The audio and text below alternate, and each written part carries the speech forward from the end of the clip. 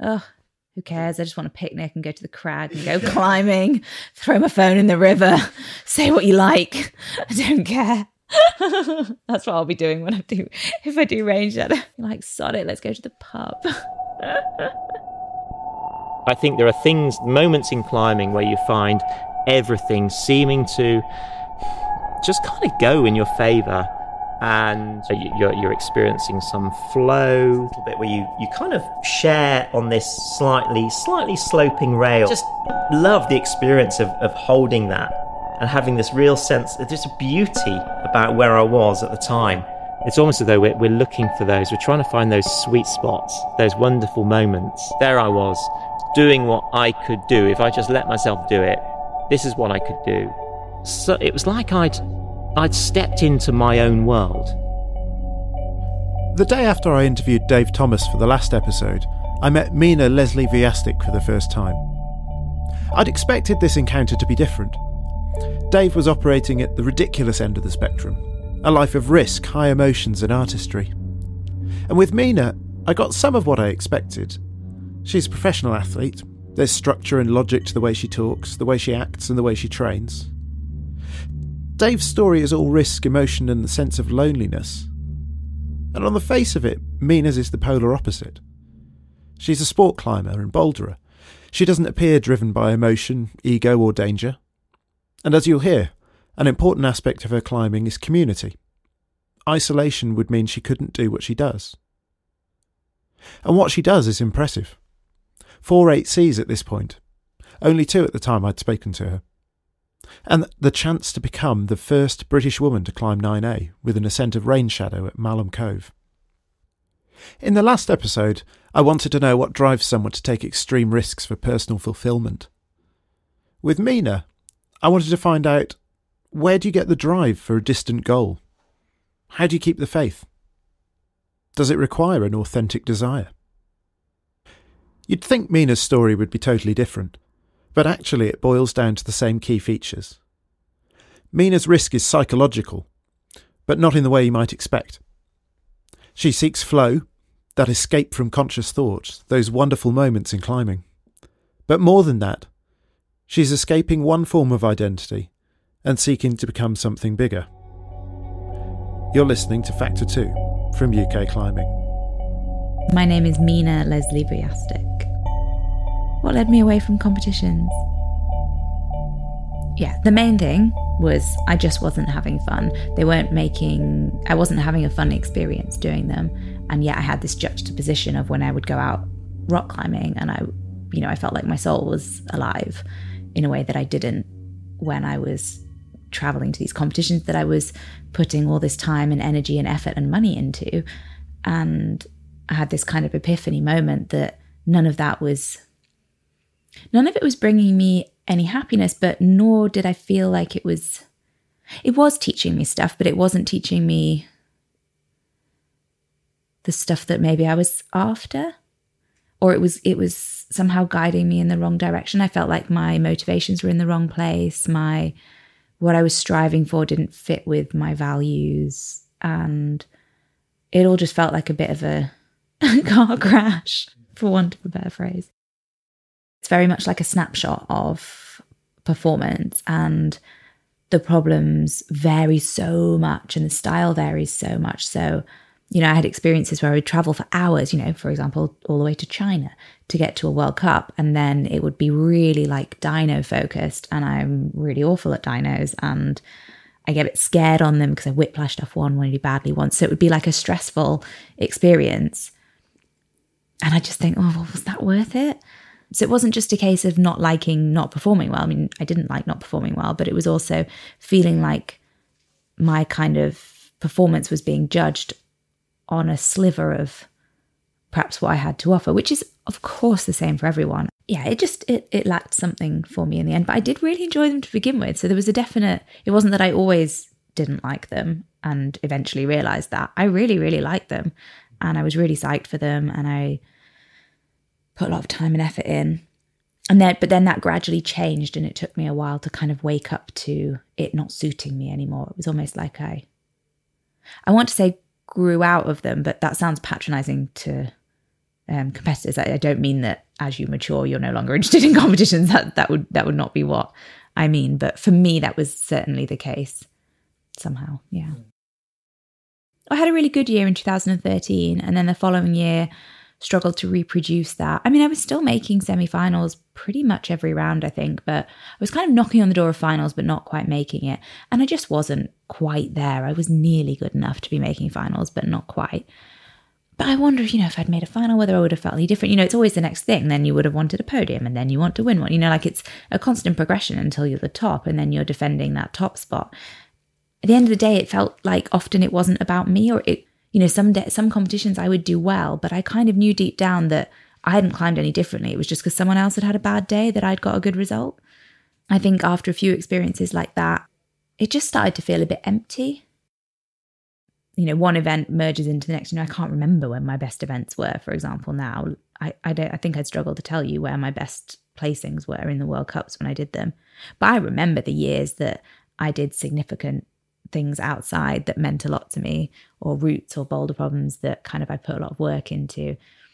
Yes, you kind of have that element of celebrating for 20 minutes, then going, oh, what next?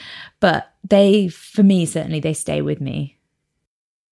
I did attach quite a bit of self-worth to how I was performing at the time. I mean, I think that was also a factor of my age. I was younger then and perhaps more impressionable and more open to having my self-worth more pinned to a results-focused experience. So, yeah, I think that's something that's really changed for me over the years. Mina's move away from competition climbing has seen her become one of the best sport climbers in the country, with ascents of Mecca extension and back route among her standout achievements. It's a far cry from the snapshot of her performance in competition. Fail on the redpoint, and you can always return. Mina told me that even on her hardest ascents, she knew she would do them, given time. Rainshadow is different. No British woman has climbed 9A yet, although there are several well on their way. In attempting Rainshadow, Mina initially had to take on a different mentality, one which accepted that she might never do it. In fact, it was more than that. It was about creating the belief that not only could she do it, but that she was the type of person who could do it. What brings me happiness has ended up being more process related and more experience related. Like, yes, it's obviously awesome to top something out, to send a route, but that's always a culmination of all the many days that you've put in.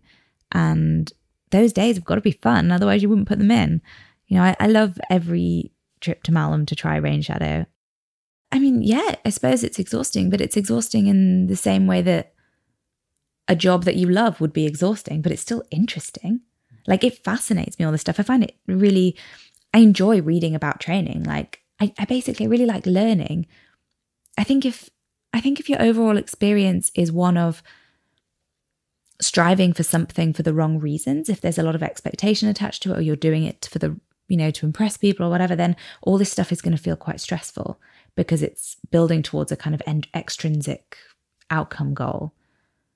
But if you just really love climbing and you really enjoy trying a route, it's just interesting. And yeah, it's tiring, but most fun things are tiring. Yeah, one of the big themes is the level of uncertainty that comes with trying something that you don't really know if you're good enough or will be good enough to do, and balancing the kind of psych and excitement with also having some feelings of like vulnerability and fear of failure and, spending a lot of time working on something that I might never do. Most routes or boulders or things that I've tried in the past, I've kind of known deep down I could do them so long as I persevered. The psych stays there, and sometimes the psych doesn't stay and you move on, you never go back to it. But most things that I've really cared about and have done, I've known for most of the time of trying them that so long as I didn't give up along the way or break my legs or something, that, it was possible. Whereas with Rainshadow, I was never, at least at the beginning, I wasn't sure. And nor have I been sure on, now I'm more confident that I can do it, but I don't know what the timescale is on that. So when I first got on Rainshadow, I absolutely didn't think I could do it. And then, I mean, on the ground, before I went up and had a feel of the moves, because it was actually Ben that talked me into going up and feeling out the moves. I'd had a conversation with Stu Littlefair, I think it was the autumn before, where he'd kind of planted the seed in my mind of, oh, you should try it, it's not height dependent, blah, blah, blah, blah. It's amazing. It was the day he sent it on the car journey back, and it was incredible watching him climb it, and that was really inspiring. And I often get kind of sucked in by routes after I've seen someone on them, because it's just incredible watching someone in that kind of flow experience moment when they send, and it was really impressive watching Stu climb it. But then I think it was the following spring, and I think I'd recently done Bat Route, so I was kind of slightly at a loose end having done my most recent project. And we were at Malham and loads of stuff was wet, I think. So I think I had plans to get on something a bit easier, just do a kind of a quick tick something. But lots of stuff was wet, and Rainshadow is one of the most perma-dry routes at Malham. And it was when Ben was trying it. It was freezing that day. It was so cold. And he was like, why don't you just go up and have a look and just have a feel of the moves? And I was like, well, come on, like this is far too hard for me, like knowing the breakdown of the route and how hard the crux was. I was a bit like, yeah. And Ben was like, well, if you brought it down to the ground, you've bouldered that hard. And I was thinking, yeah, but it's halfway up a route. And it didn't really look like my kind of style, if you like. Yes, I've bouldered a handful of AAs, but generally they've been things that have suited me, I would say. Anyway, so he talked me into it, and I went up in the freezing cold and had a feel on the moves, and I could barely move between the holds. I think I was like holding positions and then sitting on the rope and then holding another position. And I was, I evidenced to myself that it was at that point certainly far too hard for me. But somehow it planted a bit of a seed. And it's funny looking back now I can, for example, climb through the crux. Now I'm like, wow, I'm amazed that I didn't give up then and there, considering I was that bad on it then. I really like taking a big challenge, something that's going to push me, going away and getting better and coming back to it and getting better in terms of my knowledge base, in terms of my strength and my power and my fitness. But it's not just being a robot and going away and doing pull-ups. It's also trying to understand energy systems, trying to understand nutrition, trying to, it's a way of growing and learning in a multi-dimensional way that culminates in being better on one route. But it's that one route that drives me to go and learn all these different things and develop in all these different ways. So often when I'm when I'm often goals that I'm drawn towards, or dreams or routes or whatever that I'm drawn towards, are the ones that have multiple they require a lot from me. They're complex within generally the confines of sport climbing. There's a lot to kind of develop there. Like to do Rainshadow, from when I started, I needed to be fitter, I needed to be stronger, I needed to be a better climber. And all those things required me to understand physiology, technique, training protocols. I've got a much better knowledge now than I did when I started out about all those things. I needed to manage my head game. I've learned loads about flow and about breathing and about anxiety. It has made me a more confident person, because in order to try Rainshadow, I had to step into quite a vulnerable place of, I'm going to publicly, because you can't really get away from it at Malham. Like Rainshadow goes right up the middle of the crag. I think at the beginning I was like, I can just have a little try and I don't need to tell anyone that this is my project. But it kind of is pretty obvious and you can't get away from it. So I had to step into this vulnerable place of, yes, I am a strong, confident woman and I am going to try Rainshadow, even though I've not climbed the grade below and even though it might be too hard for me, but I'm going to try it anyway. And I don't care if people think that I'm silly for trying it or that it's too hard for me. And I don't care if they still think that when I don't do it, if I don't do it. I'm just going to try it because at the moment that is what motivates me and I'm enjoying it and it's fun. I had to take a deep breath and step into, lean into the discomfort of trying something that felt out of my comfort zone, that felt uncertain, that felt like people might think certain things about me or think that I was arrogant to try it. I don't know, whatever I thought that people might think. So it required me to develop in maturity as well. And it also, I've had to deal with fear on it. I had an accident on it and I hurt myself quite badly. And I had a really probably one of the most terrifying days of my life up there. And I'm totally physically fine now, which is great. But at the time I didn't know that. And I think it's easy for me to look back and think, oh, well, I'm fine now. It was not a big deal. But before I knew I was fine, I didn't know I was fine, if that makes sense. And getting back onto the route after that was a huge challenge in and of itself. But I'm probably a bolder climber now than I was before, because I had to really look at it, and I had to, again, take a deep breath, lean into the discomfort, go, okay, I'm going to tackle this. I'm going to break it apart. I'm going to analyze the bits. I'm going to put it back together, and I'm going to learn from it. And I'm going to come out of this mentally stronger. And that is eventually what ended up happening. But that doesn't mean that at the time it wasn't kind of scary and terrifying and all that kind of stuff. So it's, I guess what I mean is that in redpointing, or trying to redpoint, or taking on a project that's been really hard for me in a number of ways, I've grown and developed in a number of ways.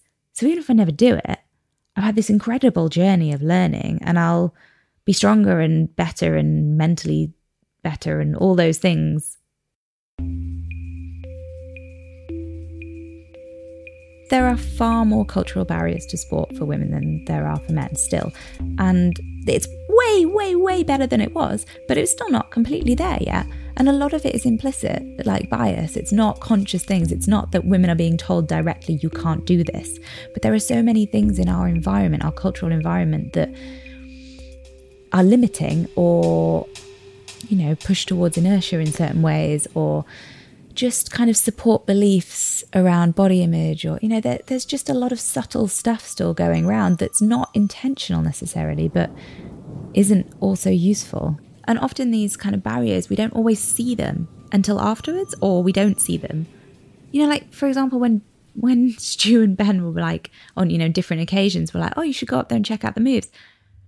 I didn't identify necessarily with being someone that would go up there and try Rainshadow.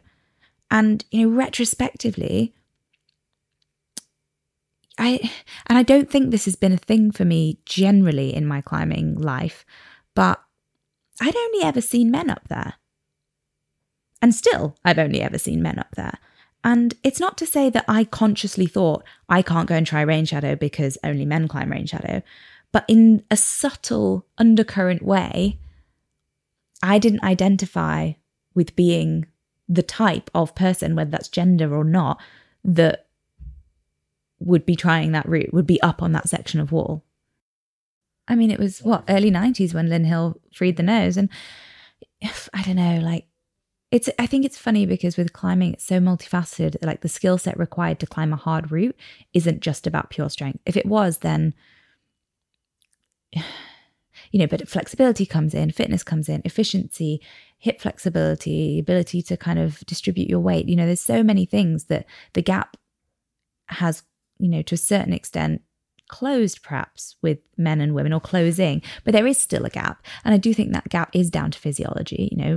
You guys have more testosterone than we do. So that's like being on steroids or not being on steroids in terms of muscle building. So it's like, we're the natural class and you guys are the ones taking performance enhancers. So of course you're going to be a little bit better on the whole across the board, because you're cheating with testosterone. From 100 men and 100 women, you're going to have more of the men are going to be in a position to perhaps have attributes that's going to make climbing a bit easier than the same percentage of women. So then you have more men operating at that level. So then from that level, you're going to have more men peaking through the top levels. You see what I'm saying? But also, men have been exercising in a structured way for more years than women, because women weren't allowed to do competitive sport for long. We've only been voting for 100 years. I think, what was it? I was talking to Keith Sharples recently because he's doing an article about first female ascent and how it's reported and all that kind of stuff. And he was saying that, I can't remember what year it was, but there was some kind of race, like a running race. And they said a woman entered it and did really well. And it was like this big media thing because, until that point, they thought that if a woman ran for more than a mile, her uterus would fall out. And that was general, we laugh, but that was what people thought. So actually women we've barely had a chance to get going. So at the time when I first started trying it, it had only been done by, I think, 6 people. Now it's 8. But of those people was Steve McClure and Stu Littlefair, who are both small for men. So they're similar height to me. I think I might even be slightly taller than Stu, or at least the same. And I'm the same height as Steve. We've got the same wingspan. We're literally like the same dimensions, except I think I'm slightly heavier than him, just a little bit depressing. Other than that, we're basically the same. And I think, I'm heavier than him by maybe a kilogram or something. So in terms of what the physical body is capable of, there's no reason why I shouldn't be able to maximize my physical structure to be able to climb something, at least maybe, in terms of reaching between the holds. He has no advantage over me. He's obviously way stronger and fitter than I am. And I suppose technically he has higher circulating testosterone, so can build muscle more easily. But, whatever. I suppose that's the gender difference there. But, in terms of reaching beta, for example, reaching between hold sequences, I can't say that I can't reach, or I can't do this, or I can't do that because of my physicality. And that I found hugely inspiring, because often if you're trying something, I found that more in bouldering, sometimes I would just hit moves that I just couldn't do, or I didn't think I could do because of reach. Whereas with Rainshadow, that's never been an issue. And, taken in a very zoomed in way, I wasn't zooming out thinking of doing it in the context of doing the whole route, which I guess I'm thinking about more and more now, and that I think at the beginning would have been overwhelming and would have maybe put me off. In the last episode, Dave talked about experiencing flow in his climbing. This was a big part of my conversation with Mina as well, but it struck me that they were using it for different reasons. For Dave, the flow was an end in itself. That was the escape, the control that he wanted, that joyous feeling of being totally absorbed in what you're doing. But with Mina, it was the other way around. Flow is something to be revelled in, but it's a means to an end. The flow itself is something to be controlled. Yeah, I've actually done quite a bit of work with Hazel Finley this year on kind of flow experience and engineering flow state. I say work, we've had like long conversations on the phone about it, and she's been helping me to kind of develop those skills. And one of the things we talked and looked at was focus, and that ability to, with the flow experience, you're really trying to get out of your conscious mind and trust in your body that it can do the moves. You practice the moves, you work out, say, a crux section. And then really, once you've got it dialed, you don't need to be thinking your way up it. What you need to be doing is trusting your body that it knows what to do. And often, for me at least, when I fluff it or fall off or something goes wrong, it's because my conscious mind has kicked in with either something negative or just something random or a bit of fear or, or overthinking, overanalyzing, overthinking, trying to do everything perfectly rather than just letting my body let my body do what it knows what to do, what it knows how to do. And so we did some kind of techniques around like focusing attention on, for example, for me, it was really useful to do, I didn't like the sound stuff because I kind of block out sound when I'm either red pointing or climbing, but sensory stuff worked really well for me. So using something as an anchor to kind of pull your focus. So for example, there's a rest just before the crux on Rainshadow. So in that rest, I really focus on the sensation of the holds underneath my fingers. And as I'm chalking up, I do this thing where I like rub the chalk into my fingertips, and I really kind of intensely focus on that sensation of my fingers rubbing chalk into my fingers. And it stops me thinking, you're about to set off into the crux. How do you feel? Are you pumped? Are you too pumped? Should you go now? Should you rest a little bit? It blocks out all of that. That and the use of the breath as an anchor really helps me to, then I take a deep breath and I set off climbing. And ideally, I'm not even thinking right hand, left hand, move your foot, anything like that, because I don't need the instructions because my body knows. It's all kind of in there in the automatic unconscious system. And those are my best climbing moments in terms of experience and enjoyment, because flow is an incredibly exhilarating feeling, but also in terms of high points and performance, when I can throw my brain out of my head. That tends to be when I climb the best. I think often people think of flow experience or being in the zone as always being kind of a perfect experience, and it's not. Flow can be messy and chaotic, and you can make mistakes and you can bodge through them and you can still be in flow. Yeah, so when you make mistakes or, like you say, hit hold slightly wrong or something, I suppose you do react, and you do have a kind of conscious reaction to that. And sometimes that can just pull you momentarily out of a flow experience. That doesn't necessarily mean you're going to fall off. You know, if you're not in flow, it doesn't mean you're always off. And if you're in flow, it doesn't also mean that you're always going to climb your best. Sometimes you just make mistakes, your foot pops or whatever. But I guess when I'm in more of a flow state, or when I'm really kind of zoned in and in the zone climbing, and I hit something wrong, what I want to avoid is the conscious panic of, oh, I've hit it wrong. Should I readjust? Should I not readjust? Should I do this? Blah, blah, blah, you know, and then ending up kind of hesitating or fluffing it. What happens when I'm really in the zone, I can hit a hold wrong, and I either go, it's good enough, and I crack on, or I make a quick fire decision and I readjust it and then I carry on. Or I make one of those decisions and it doesn't work out and I fall off. But it's all kind of quick and automatic. And, you know, even my reactions to something not going to plan are kind of within that automatic realm, if that makes sense. Maybe for a lot of people, when you experience flow, it just kind of happens. And you're like, yeah, I think I was in flow when I sent that route, or I think I was in flow when I was writing or speaking or singing or cycling, or, you know, whatever it is that gives you that flow experience. Often it's something that happens to a certain extent out of the blue. But what we were talking about was creating an environment, I guess, where it's more likely to happen. So looking at the factors that contribute to a flow experience and seeing if you can essentially ramp those up to engineer it more. So rather than being like, I know that I climb my best when I'm in flow state, I hope that happens sometime, you can be like, right, I know that I climb my best when I'm in flow state. What are the factors? What are the moving parts, the parameters that I can manipulate to make it more likely for me to have regular flow experiences? If something has to be challenging, but your perception of skill has to meet that challenge.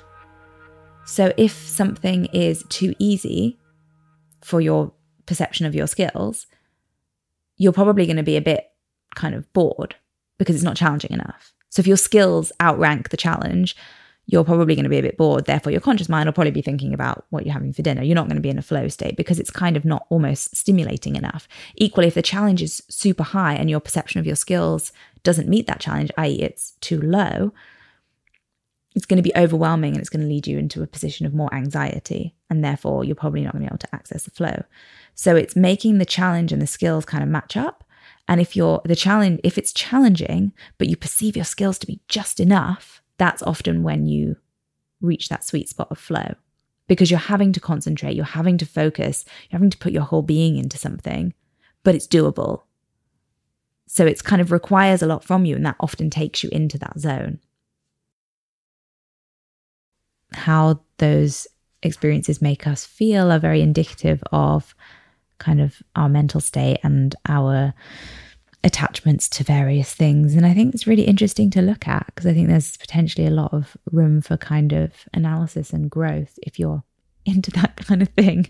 You know, like for me with Rainshadow, I've taken lots of very hard looks at my motivation for trying Rainshadow, because it's a lot of time, it's a lot of energy, and you know, I want to be doing it for the right reasons. So I check in regularly, and I'm willing to walk away if some of those things change.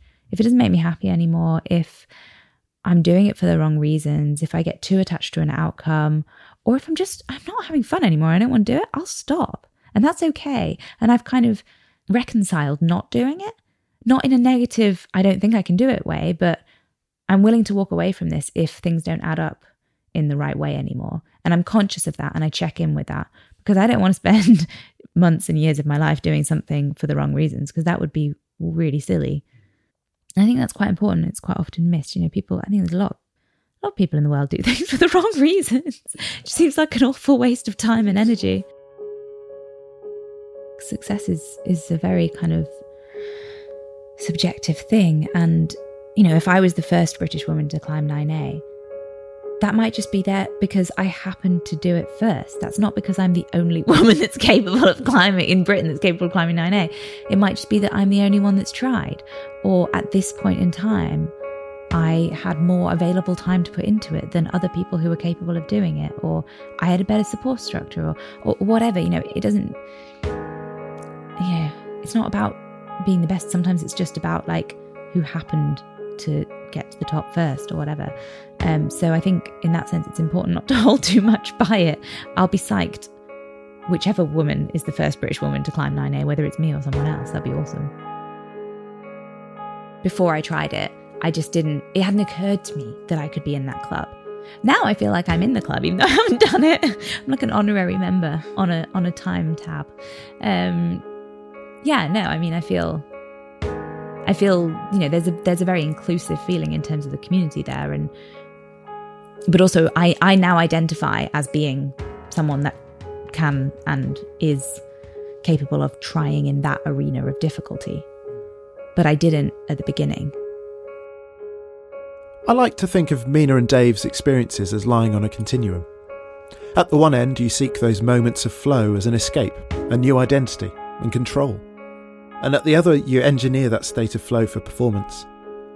You often hear this phrase, for the right reasons, when talking about motivation. And like Mina, I take it to mean an intrinsic motivation.